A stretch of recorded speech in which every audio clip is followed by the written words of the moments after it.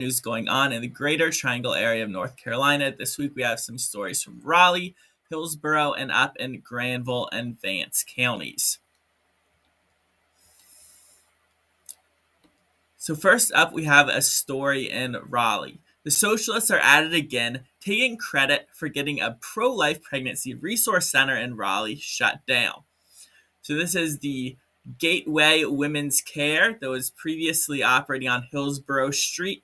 So the Triangle chapter of the Democratic Socialists of America, as well as the North Carolina State Youth chapter of the Democrat Socialists of America, Democratic Socialists of America, have been protesting outside the Gateway Women's Care, basically saying, hey, we don't like that this pro-life organization is offering to help women who are pregnant and need help, because they are doing it from a pro-life and from a Christian point of view. So they have been protesting outside of this location, and they have also been targeting the landlords. They put out a petition, which I believe got several hundred signatures.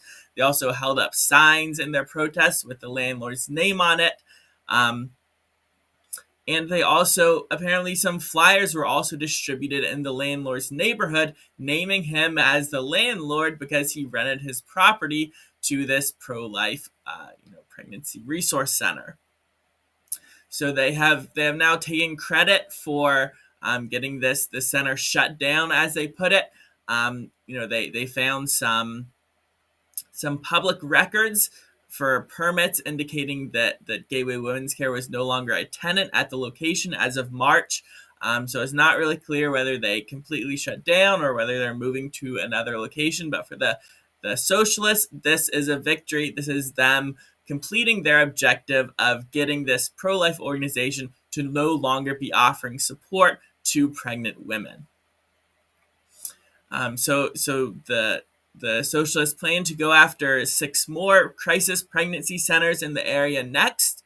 They're in the crosshairs for dismantling, as they put it. So they credit a couple organizations, Siembra NC, as well as the Triangle Tenant Union, and a member of the Raleigh Planning Commission, Reeves Peeler, with helping in their campaign, where they, quote, identified Gateway's points of vulnerability and shaped our unique strategy of escalating pressure on their landlord. And our next story is out of Hillsborough. An 82-year-old Home Depot worker who was killed by a shoplifter with 19 prior convictions will now see some justice, with his killer accepting a plea deal and being sentenced to 8 to 11 years in prison. So Terry McMillian, 39, has been sentenced after a last-minute plea deal while the jury was actually deliberating on a first-degree murder charge. But he took a plea deal for voluntary manslaughter, but with his prior convictions and with the aggravating factors that the victim of this crime was old, that the crime was committed while avoiding or preventing a lawful arrest, and he had a history of probation violation. He got this sentence, which is a little on the long side for voluntary manslaughter. And so there's actually video of this incident that was played, I assume, as part of a trial that was provided to the media. It shows McMillian. He has a cart full of stolen Ryobi equipment. The victim, Gary Razor, he comes out of his booth to confront him, and he is just shoved to the ground and sustained injuries that would later kill him a month later.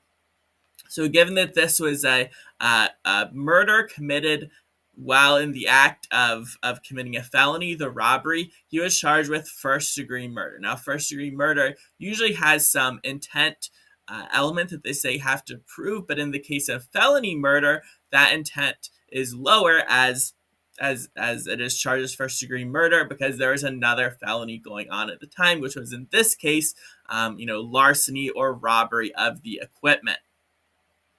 So McMillian's sentencing documents show that he had 19 prior convictions, including 16 larceny-related charges in Alamance, Durham, Guilford, Johnson, and Wake counties. So he had been convicted of larceny, conspiracy to commit felony larceny, misdemeanor larceny, breaking and entering, larceny from the person. So he has this history of crime. He's shoplifting again. An old employee gets in his way. He shoves him to the ground. He dies, and he will now only serve approximately a decade in prison. for this 2022 incident. So Razor's family was apparently supportive of this plea deal, telling the court that, quote, their father had such a forgiving quality. Our sincere hope and my father's would be that Mr. McMillian uses his time to rehabilitate so he can come out and be a productive citizen and re-engage with his family and be a father he wants to be. That's truly what we want. Now, I'm not too optimistic about, a 39-year-old who has been, in the these are in the past decade, where he has 19 prior convictions. This isn't him being extremely young. This isn't his brain still forming. As sometimes the excuse they'll make for criminals. This is when he was in these 30s. He has repeated commission of felonies, larcenies, and now he killed someone while shoplifting. So the family of the victim is hopeful for rehabilitation, but I am not. And our next story here, another one out of Raleigh. So, as they say, the cover-up is often worse than the crime, and this is the case with a state trooper who is in hot water after misleading Raleigh police in regards to a fatal crash, which occurred immediately after he tried to pull over a drunk driver. But as the video we now have shows, the driver's accident was entirely of his own making. He was speeding down Capitol Boulevard, and he was not even in sight of the state trooper when he crashed his car and died. So,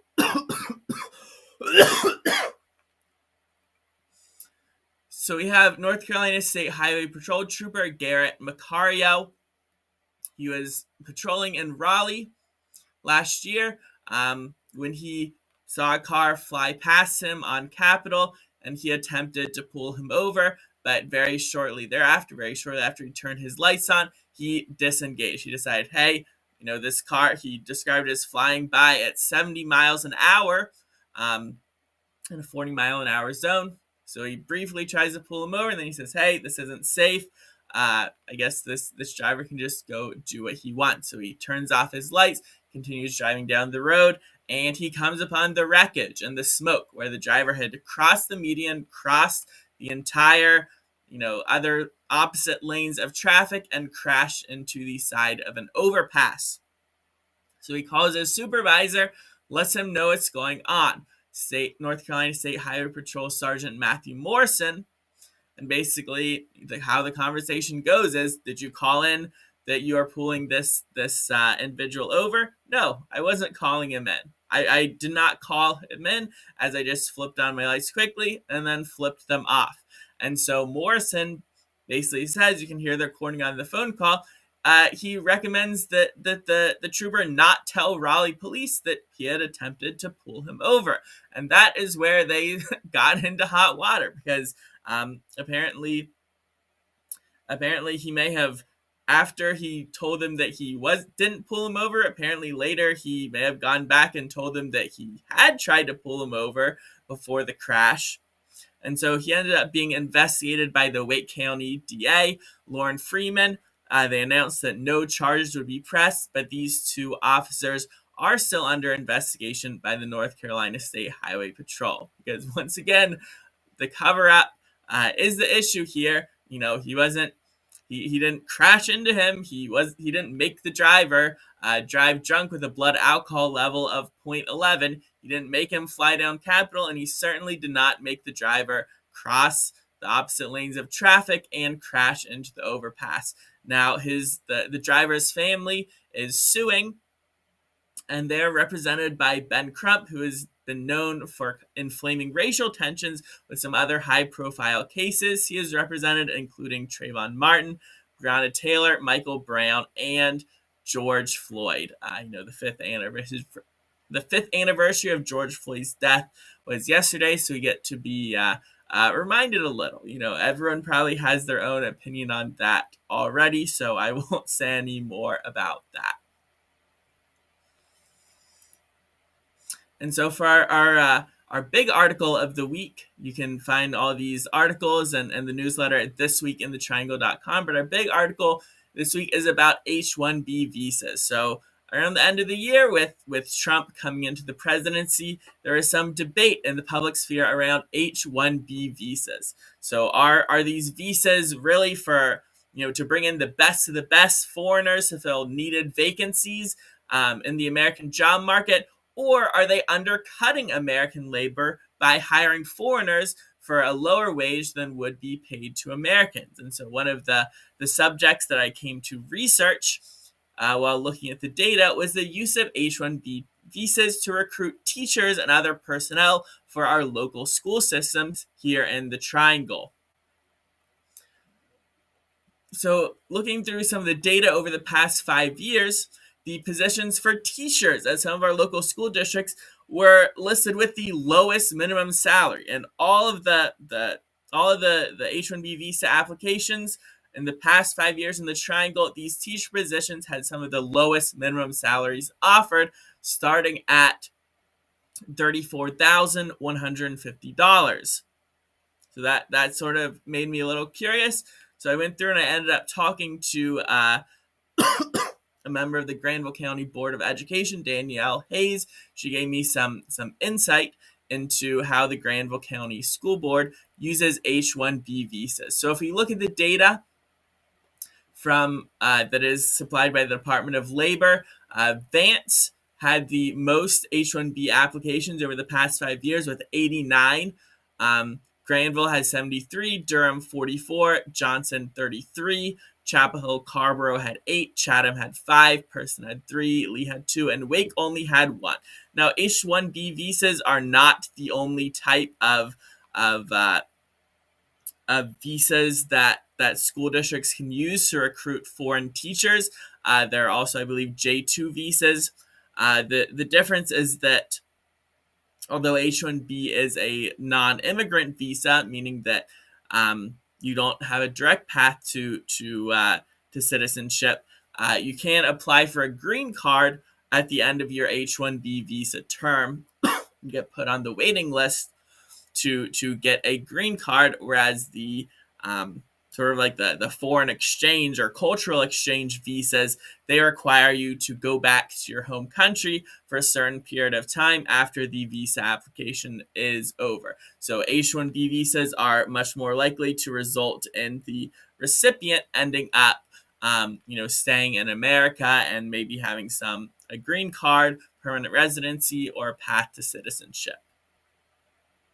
So with the H-1B visas, as the school board member described to me, is that counties like Granville, rural counties, have a difficult time recruiting teachers, even more difficult than perhaps in the urban counties, as they have, sort of less tax dollars to spend on salary supplements. So basically, the state of North Carolina, there's a salary schedule they set for teachers, and individual districts, which are mainly by the county, can decide to spend more than that, to spend an additional amount of money per teacher to try to attract the whatever recruitment they need to make each year.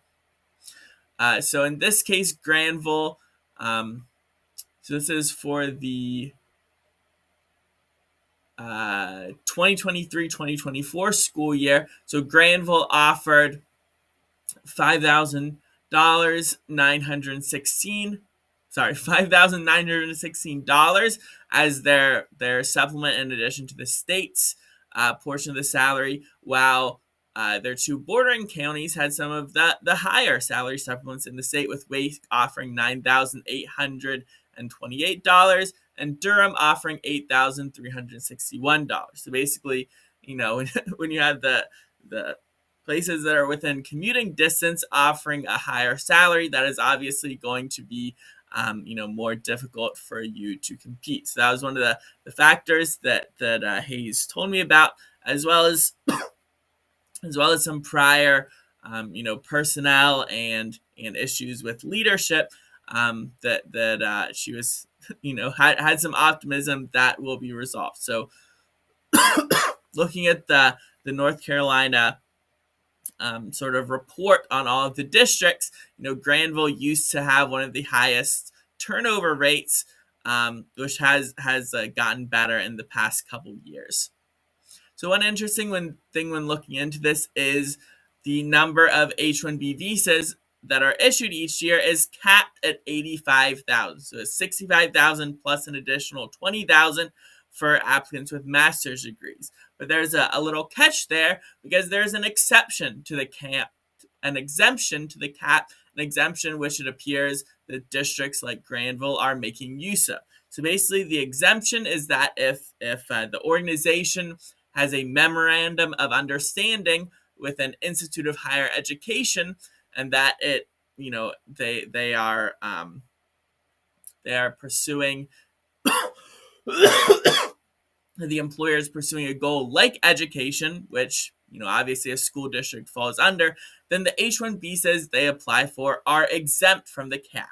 So they don't have to enter the H-1B visa lottery. They can just apply for the visas. If they are approved, they can bring the applicants over. No lottery, no cap. And so this is referenced in one of the service agreements between Granville County and Global Recruitment, which is one of the third-party contractors which they use to recruit teachers. Basically listing this memorandum of understanding as one of the documents that Granville County has to supply.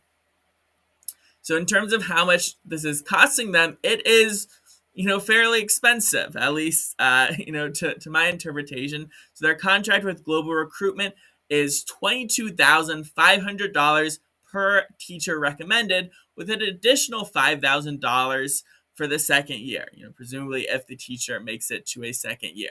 So that is, maybe I am completely out of touch with the recruitment, but over $20,000 for one position. I believe that is a 3-year visa, $27,500. That seems like a lot for teacher recruitment, but apparently this is what they feel is necessary, to fill some of the shortages they have, so that I guess the students actually have a teacher in the classroom. But one of the reports I have heard from multiple I guess students, or the parents of students, or that I've heard about it anecdotally, is a language barrier. When you have foreign teachers who English is probably not their first language, they might have trouble communicating with some of the students. And so Global Recruitment appears to primarily recruit teachers from the Philippines. So, not necessarily having English as their first language. So Hayes told me that the district does not administer any sort of English proficiency tests, but that their HR department has, hiring control. So presumably they would hopefully be, making sure that the recruits can actually speak English and can actually be understood by their students. But Hayes told me that, one of her children had an issue with one of the teachers in their school not being able to have that communication there because of the language barrier, but she did credit the administration of that school with being responsive. But once again, that is sort of an inevitable issue that might come up when you're hiring foreign teachers. Even countries where English is their native language, they may speak it in an accent that is once again difficult for some of the students to understand and comprehend, and that may end up being a barrier for learning. So in terms of shortages, it's often referred to as the teacher shortage when they have trouble recruiting teachers, but shortages are a function of the economic laws of supply and demand. So basically, it's if you learned about some basic economics in school, when there is less supply, the cost is higher. It's kind of basic. When you increase the supply, the cost goes down. So a shortage, what the shortage means is that you are not willing to pay the price necessary to get the supply that you want. Okay, the demand is higher than the supply, and the price is how the demand and the supply are mediated. But when you have government institutions where the price is mandated by law, and then the counties only have so much flexibility with their own tax dollars, then you get a shortage. So one thing that some local legislators, including Aaron Prey and Mike Sheetzelt of Wake County, have proposed raising the minimum salary for teachers in North Carolina to $50,000. And so that proposal has been incorporated into the House budget proposal. for the next 2 years, where they would raise the minimum salary for teachers to 48,000 for the first year and 50,000 for the second year of the 2-year budget. So we'll see what the negotiations between the House and the Senate end up looking like, and what they can get passed by the Democrat governor.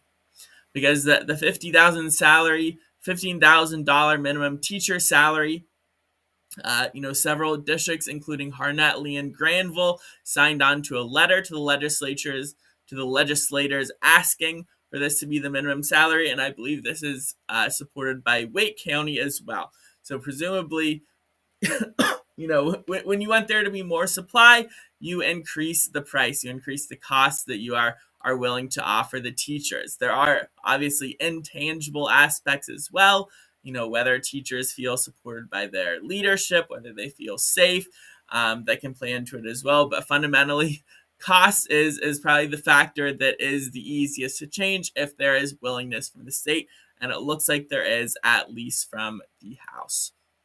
That is the end of our stories for today.